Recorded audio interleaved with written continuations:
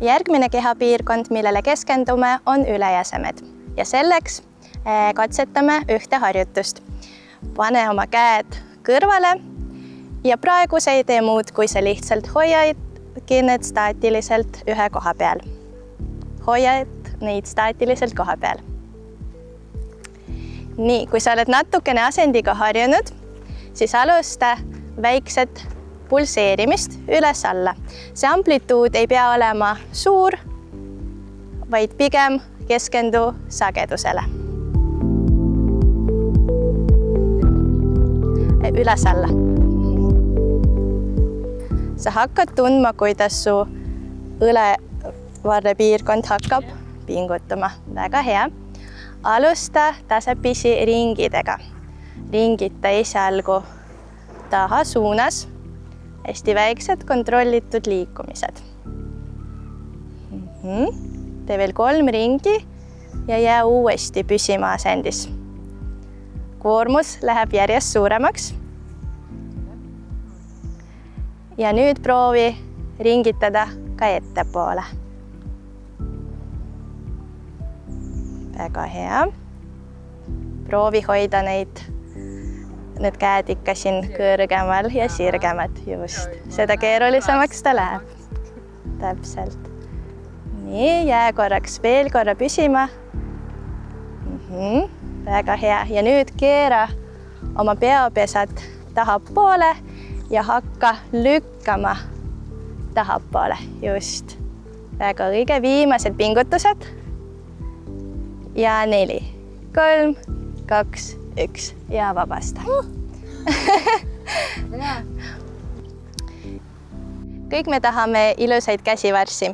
Selleks on päris mitu harjutust. Kõige klassikalisem on kätekõverdus. Kätekõverduse algasend on planguasend ja siit toimub liikumine alla suunas. Kui aga see on sinu jaoks liiga palju, siis seda harjutust saab mitmel moel teha lihtsamaks. Näiteks pane korraks oma põlved maha ja liigu sellest asendist alla. Juba see teeb harjutuse palju lihtsamaks ja lihtsamini teostatavaks.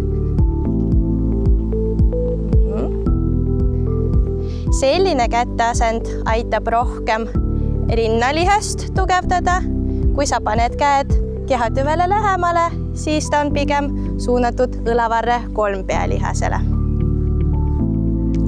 Just. Samuti on sul selle harjutuse puhul võimalik kasutada ka pingeabi. Kas sa tuled tegema pingeabiga kätekõverdusi?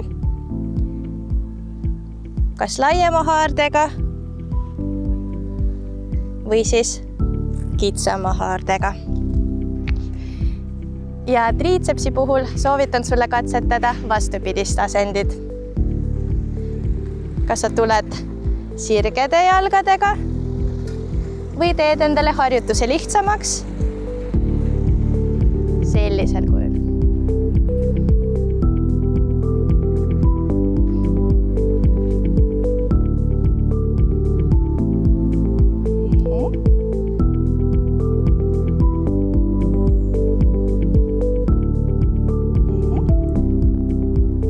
Korrektsuse põhimõttel tule palun alati pingile lähemale ja ära jätta seda nurka käte ja selja vahel liiga suureks. Siis on harjutuse sooritamise tehnika korrektne.